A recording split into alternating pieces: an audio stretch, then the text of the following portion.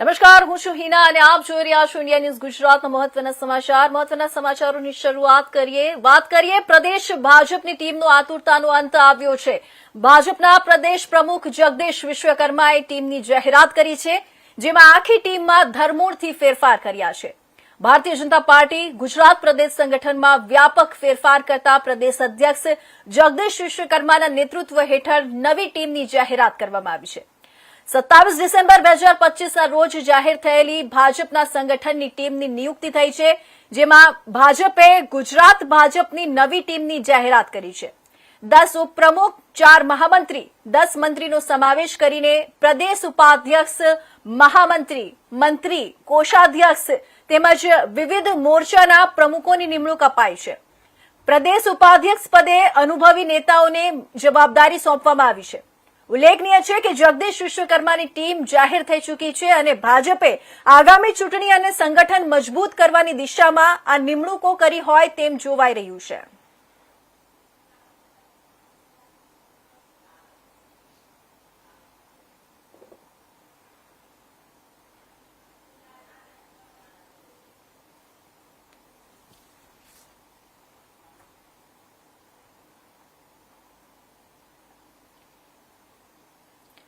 તો ભાજપની ગુજરાત પ્રદેશ ટીમની આતુરતાનો અંત આવી ગયો છે. પ્રદેશ પ્રમુખ જગદીશ વિશ્વકર્માના નેતૃત્વ હેઠળ ભાજપે સંગઠનમાં વ્યાપક ફેરફાર સાથે નવી ટીમની જાહેરાત કરી છે. ઉપપ્રમુખ, મહામંત્રીથી લઈ વિવિધ મોરચાના પ્રમુખોની નિમણૂક સાથે ભાજપે આગામી ચૂંટણી અને સંગઠન મજબૂત કરવાની દિશામાં એક મોટું પગલું ભર્યું છે.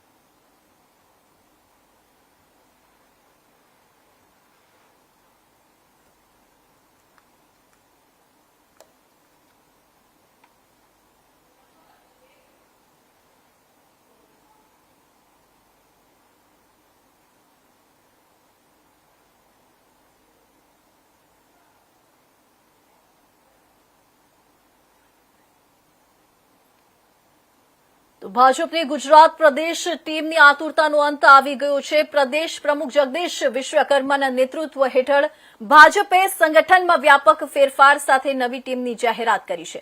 ઉપપ્રમુખ, મહામંત્રીથી લઈ વિવિધ મોરચાના પ્રમુખોની નિમણૂક સાથે ભાજપે આગામી ચૂંટણી અને સંગઠન મજબૂત કરવાની દિશામાં મોટું પગલું ભર્યું છે.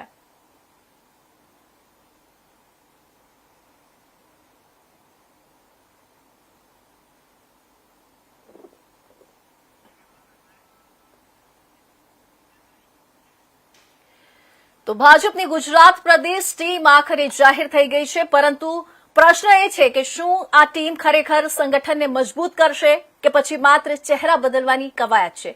પ્રદેશ પ્રમુખ જગદીશ વિશ્વકર્માના નેતૃત્વ હેઠળ જાહેર થયેલી નવી ટીમમાં ફેરફારો કરાયા છે અને અનેક નવા ચહેરાઓને તક આપવામાં આવી છે, તો કેટલાક જૂના નેતાઓને રિપીટ કરવામાં આવ્યા છે. તો શું આ ટીમ આગામી ચૂંટણી જીતવા માટે તૈયાર કરાયેલી વોર રૂમ છે કે પછી અંદરખાને અસંતોષ દબાવવાનો પ્રયાસ? આ તમામ મુદ્દાઓ પર રાજકીય ચર્ચા કરીશું. આપણે અમદાવાદથી અમારી સાથે જોડાયા છે જતીનભાઈ રાવલ. જી જતીનભાઈ, આપનું સ્વાગત છે. જી, જગદીશ વિશ્વકર્માની જે નવી ટીમમાં અનુભવ અને યુવાનોનું સંતુલન જોવા મળ્યું છે, અને તે બદલ આપનો શું મત છે અને સંયોજન ભાજપ માટે કેટલું અસરકારક સાબિત થશે?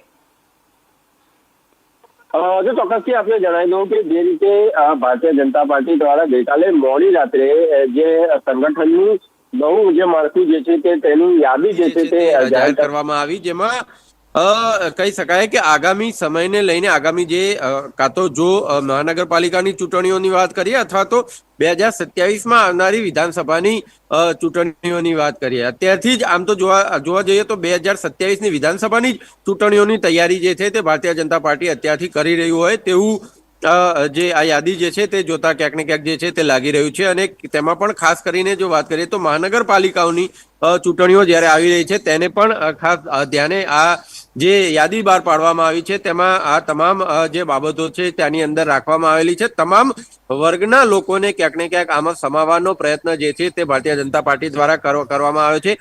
છેલ્લા કેટલાય સમયથી જોવામાં આવતું હતું કે જે બ્રહ્મ સમાજ છે તેના ઘણા બધા જે કાર્યકર્તાઓ જે છે તે તેમનામાં ક્યાંક ને ક્યાંક રોષની લાગણી જે છે તે જોવા મળી રહી હતી. ત્યારે આ વખતે ભરતભાઈ પંડ્યાને પણ સમાવેશ કરી અને તેને પણ ક્યાંક ને ક્યાંક દૂર કરવાનો જે છે તે પ્રયત્ન કરવામાં આવ્યો છે.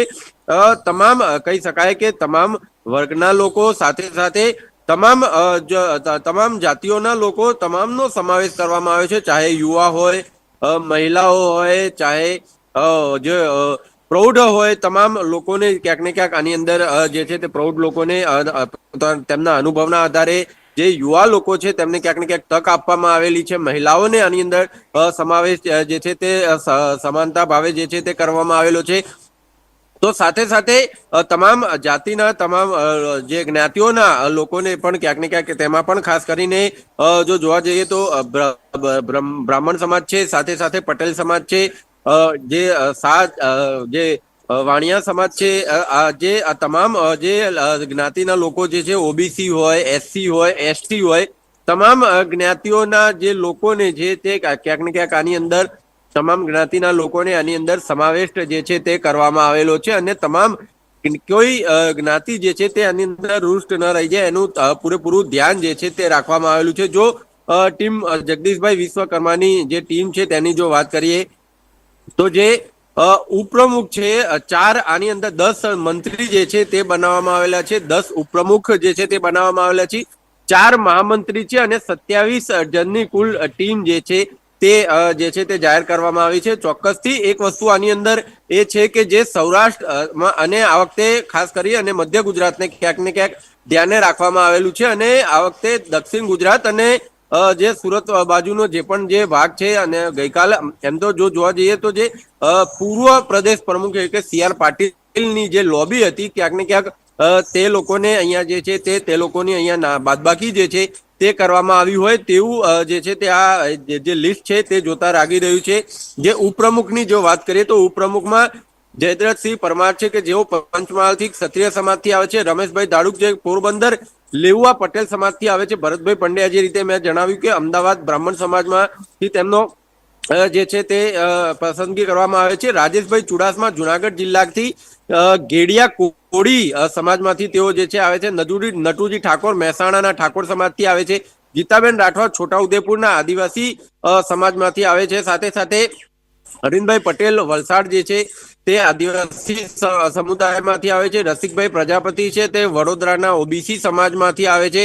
જંકનાબેન પટેલ સુરતના જે છે તે કોળી પટેલ સમાજમાંથી આવે છે. મહામંત્રીની જો વાત કરીએ તો 4 મહામંત્રીની નિયુક્તિ કરવામાં આવી છે. અનુરાધભાઈ દવે કચ્છના બ્રાહ્મણ સમાજમાંથી છે, પ્રશાંતભાઈ કોરાટ લેઉવા પટેલ સમાજમાંથી છે, અજય બ્રહ્મભટ્ટ જે છે તે ખેડા જિલ્લામાંથી છે અને બારોટ સમાજમાંથી આવે છે. હિતેન્દ્રસિંહ ચૌહાણ છે તે સુરેન્દ્રનગરથી ક્ષત્રિય સમાજમાંથી તેમની જે છે તે વરણી કરવામાં આવી છે. મંત્રીઓની જો વાત કરીએ 10 મંત્રીઓ છે. શંકરભાઈ આંબલિયા દાહોદથી છે, સાથે સાથે સંજયભાઈ દેસાઈ બનાસકાંઠાથી, નીરવભાઈ અમીન આણંદથી છે, કૈલાસબેન ગામિત છે તેઓ તાપીથી તેમની પસંદગી કરવામાં આવેલી છે. મુક્તિબેન મયંકુમાર જોશી તેઓ પણ બ્રહ્મ સમાજમાંથી છે, મહીસાગર જિલ્લામાંથી.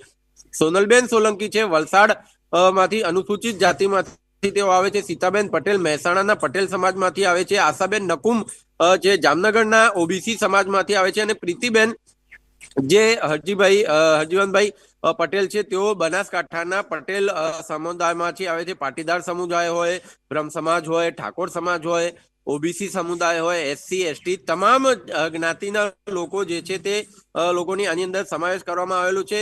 જો કોષાધ્યક્ષની જો વાત કરીએ તો ડોક્ટર પરિંદુ ભગત જે અમદાવાદથી છે તેમને વરણી કરવામાં આવેલી છે. સહકોષાધ્યક્ષમાં મોહન કુંડારિયાની મોરબી જિલ્લાથી વરણી કરવામાં આવેલી છે. કાર્યાલય મંત્રી તરીકે શ્રીનાથભાઈ શાહ જે છે તેમની વરણી કરવામાં આવેલી છે. મુખ્ય પ્રવક્તામાં ડોક્ટર અનિલ પટેલ અમદાવાદથી છે તેમની વરણી કરવામાં આવેલી છે. મીડિયા ઇન્ચાર્જમાં જે પ્રથમ આના પહેલા જે યજ્ઞેશભાઈ દવે હતા તેમની જગ્યાએ હવે જૂના જે પ્રશાંતભાઈ વાળા કે જેઓ અગાઉ પણ આ કાર્ય જે છે આ કામગીરી સંભાળી રહ્યા છે મીડિયા ઇન્ચાર્જની, તેમને ફરીથી મીડિયા ઇન્ચાર્જની કામગીરી જે છે તે સોંપવામાં આવી છે. તેઓ રાજકોટ શહેરથી છે. યુવા મોરચાના પ્રદેશ પ્રમુખની વાત કરીએ તો યુવા મોરચાના જે પ્રમુખ છે ડોક્ટર હેમાંગભાઈ જોશી કે જેઓ સાંસદ પણ છે વડોદરા શહેરમાંથી, તેમની વરણી કરવામાં આવેલી છે. મહિલા મોરચામાં ફરીથી એક વખત સુરતમાં જે છે તે મહિલા મોરચો આપવામાં આવેલો છે. અંજુબેન વેકરી અને મહિલા મોરચો આપવામાં આવેલો છે. કિસાન મોરચા હિરેનભાઈ હિરપરા જે છે તે અમરેલીથી તેમને આપવામાં આવેલું છે. ઓબીસી મોરચા પ્રમુખ માનસી પરમાર જે છે ગીર સોમનાથથી છે તેમને આપવામાં આવેલું છે. એસસી મોરચાના પ્રમુખ ડોક્ટર કિરીટભાઈ સોલંકી કે જેઓ પૂર્વ સાંસદ હતા અમદાવાદ પશ્ચિમ વિસ્તારના, તેમને આપવામાં આવેલું છે. એસટી મોરચાના પ્રમુખ ગણપતભાઈ વસાવા કે જેઓ પૂર્વ મંત્રી પણ હતા, તેમને સુરત જિલ્લામાંથી તેમની વરણી કરવામાં આવેલી છે.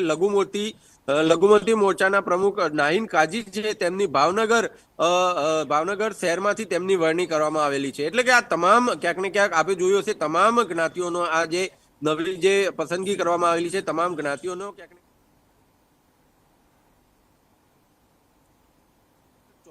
26ની જે ચૂંટણીઓ જે આવી રહી છે તે પહેલા સૌ સમાજોને સાથે લઈ અને ચાલવા માટે જે છે તે આ વરણી કરવામાં આવ્યું હોય તેવું અત્યારે જે છે તે ક્યાંક ને ક્યાંક લાગી રહ્યું છે. જો રાજકીય વિશ્લેષકોના મતે જો જોવા જઈએ તો ભાજપની આ જે નવી જે સંગઠન રચના છે તે માત્ર આંતરિક ગોઠવણી નહીં પરંતુ સંપૂર્ણપણે ચૂંટણી લક્ષી હોય તેવું જે છે તે ક્યાંક ને ક્યાંક જે છે તે લાગી રહ્યું છે. જે પાર્ટી દ્વારા જે છે તે તમામ જેટલી પણ જે યાદીઓ જાહેર કરવામાં આવેલી છે તમામે તમામ ક્યાંક ને ક્યાંક કોઈ જે સમાજમાં તેમનું જે માન બહુમાન હોય, તેમનો હોદ્દો અત્યારે જે હોય તે ઉપરાંત તેમનું કેટલી સમાજના ઉપર જે છે તે તેઓ પ્રભુત્વ ધરાવે છે, આ તમામ પાસાઓને ક્યાંક ને ક્યાંક આગામી ચૂંટણીઓને ધ્યાનમાં લઈને જે આ તમામ જે નવું જે ભારતીય જનતા પાર્ટીનું જે જગદીશભાઈ વિશ્વકર્માનું જે નવું માળખું જે છે તે તૈયાર કરવામાં આવ્યું હોય તેવું અત્યારે જે છે લાગી રહ્યું છે. જી જતીનભાઈ, હું તમને સવાલ એ કરીશ કે આ ટીમ જે છે એ ભાજપની તાકાત છે કે પછી ભાજપની પરીક્ષા?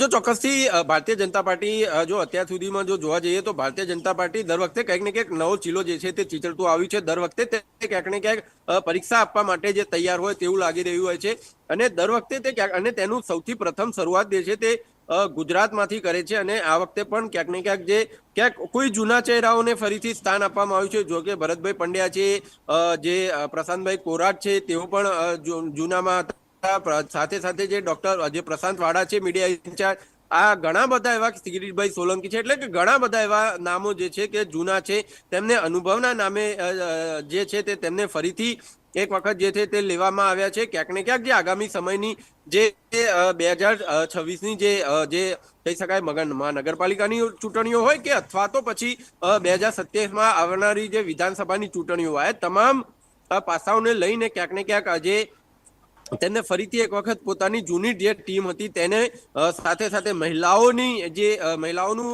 જે નેતૃત્વ છે તેના ઉપર, યુવા મોરચાનું જે નેતૃત્વ છે તેના ઉપર એક વખત જે છે તે ભરોસો મૂક્યો છે. હવે જોવાની વાત એ છે કે 2026ની મહાનગરપાલિકાઓની ચૂંટણીઓમાં અને સાથે સાથે 2027માં જે CR પાટીલના નેતૃત્વ હેઠળ જે 156 સીટો છે ભારતીય જનતા પાર્ટીએ 2022માં મેળવી હતી, હવે જગદીશભાઈ વિશ્વકર્માના નેતૃત્વ હેઠળ જે છે તે 2027માં વિધાનસભાની કેટલી સીટો જે છે તે આવે છે તેના ઉપર સમગ્ર લોકોની નજર જે છે તે અત્યારે રહેલી છે. જી જતીનભાઈ, આપ મહત્વપૂર્ણ મુદ્દાઓ પર ચર્ચા કરવા બદલ આપનો ખૂબ ખૂબ આભાર. ભાજપની નવી ટીમ આગામી દિવસોમાં કેટલું કાઢું કાઢે છે અને તે જોવું રહેશે અને ભાજપની જે નવી ટીમ વાસ્તવમાં સંગઠનને મજબૂત બનાવશે કે માત્ર રાજકીય સંદેશ પૂરતી રહેશે તેનો જવાબ આવનારા દિવસોમાં મળશે. તો હવે સમાચારમાં આપણે આગળ વધીએ અને વાત કરીએ રાજકોટની. તો રાજકોટના વિરાણી સ્કૂલનો વિવાદ જ્યારે